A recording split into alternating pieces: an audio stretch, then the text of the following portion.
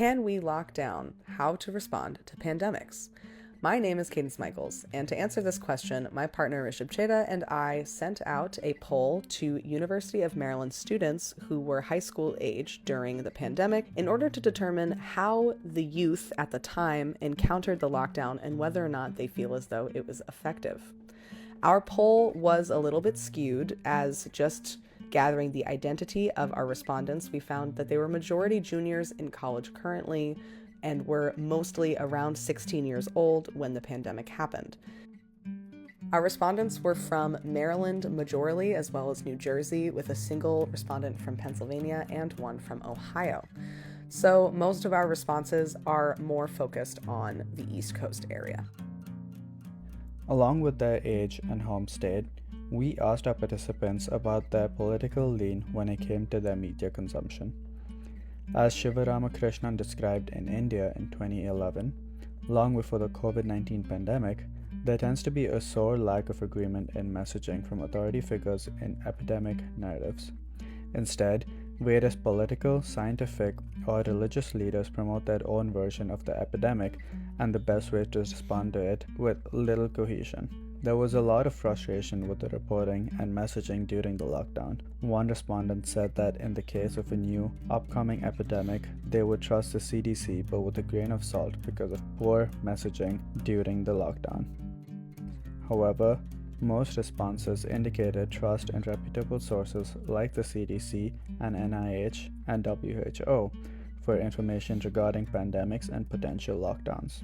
This majority may have been in part because our sample group was almost exclusively left-leaning and is likely not a good representation of the country as a whole, as this was not even represented in their home counties. Even with this highly left or liberal group of participants, there were several responses that said that they would prefer to trust news outlets or journals over dedicated health organizations. One participant even said that they would trust Instagram threads, YouTube videos, and Sneeko over all else. This was also exacerbated by administration at the time, as we have seen throughout history in cases with epidemics like this. Some politicians emphasize uncertainties in disease understanding and prioritize fear and lack of understanding over the scientific information emerging. This was observed in India, where the Indian government refused to publicly agree with WHO about the outbreak, instead highlighting the uncertainties of the spread.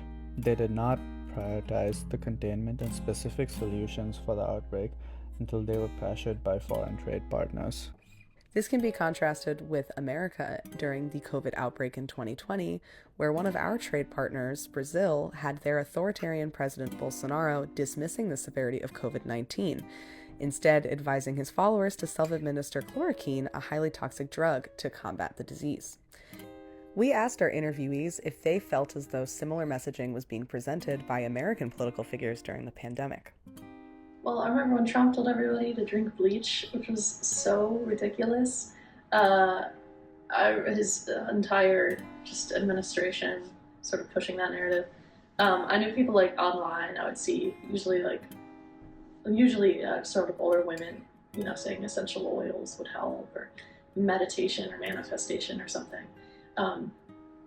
Which, I think it was definitely just perpetuated through social media, because those people should not be giving out medical advice. Well, if I remember correctly, Trump was having people or telling people to drink, was it bleach? Yeah. Concerning our poll responses, none of our respondents seemed to subscribe to this version of COVID-19 treatment. However, there was one respondent who indicated that if we were to redo a lockdown, this time around they would ignore health professionals. Concerning the actual effectiveness of the pandemic, we saw a wide range of opinions from our even relatively small sample group.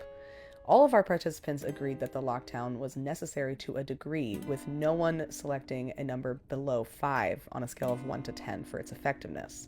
However, there were several respondents who feel as though it didn't go far enough, thus drawing out the pandemic overall, whereas others felt it went far overboard, with one respondent saying, quote, "Simply wearing masks would have been sufficient."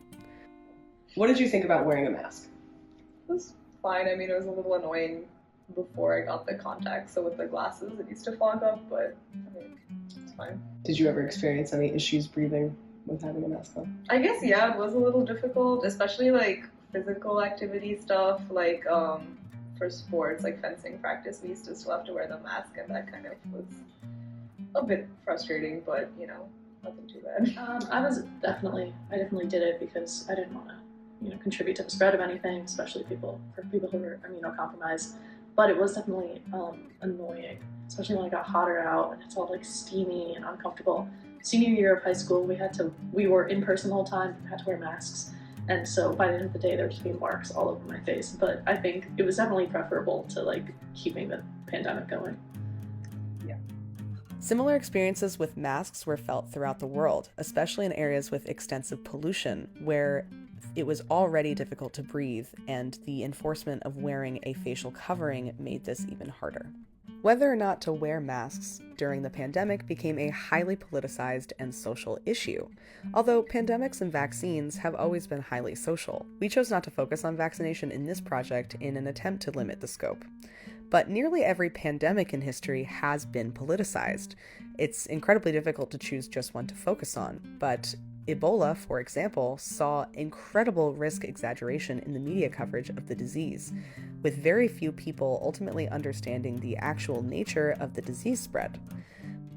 What were your opinions on the origin of COVID? And do you think that this whole thing was politicized, and would you say that was unique to America, if it was or wasn't?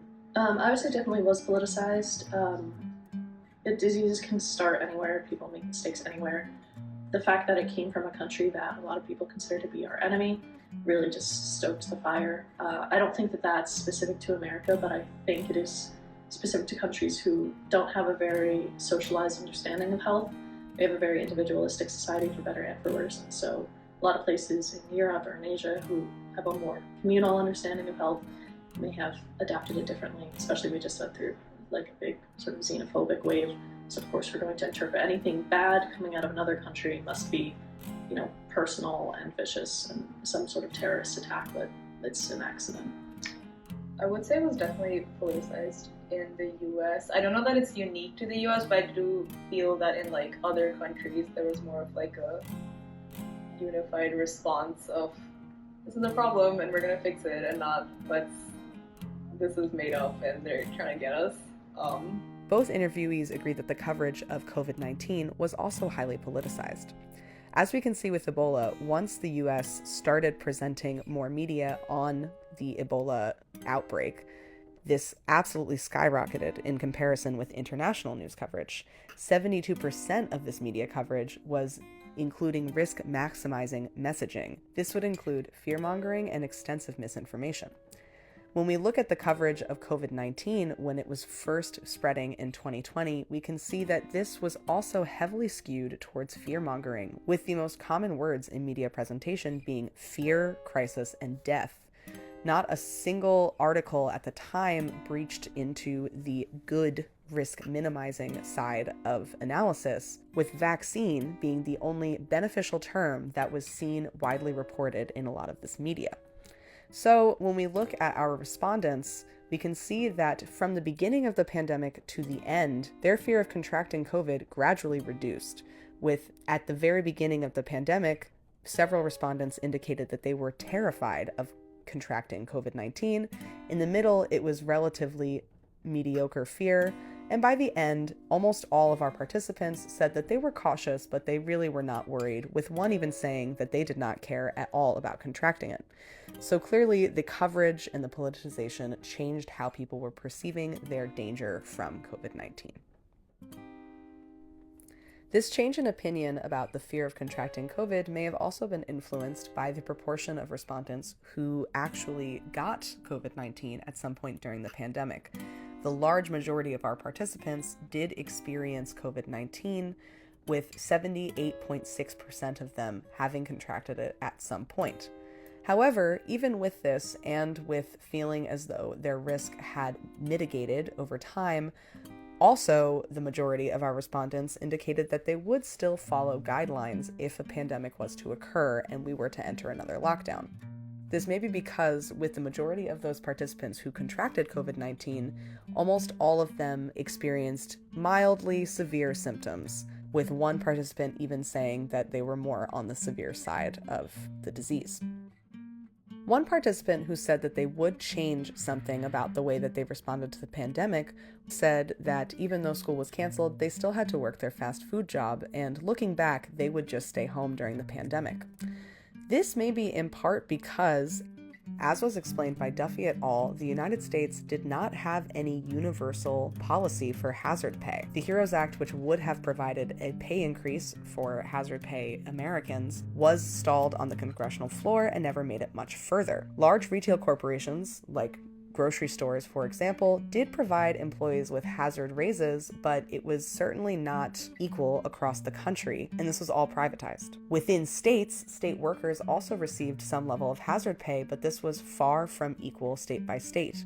For example, the state of Maryland provided $3.13 of an hourly increase, but only for public employees with mandatory 24/7 jobs. This included hospital employees or law enforcement employees, but did not extend to private employees of things like fast food. Perhaps this is contributing to why this participant, in hindsight, did not find that keeping the job was worth it. Other people in the food industry ultimately lost their jobs, especially those in the agricultural sector, where many farmers and other farm workers completely lost their positions. Dairy farms were found to have dumped hundreds of gallons of milk with crops rotting in fields, and farm workers completely left out of work. This exacerbated income and housing inequalities across the country for agricultural workers, especially the many farm workers whose immigration status barred them from receiving any of the financial initiatives that the government was providing to American citizens.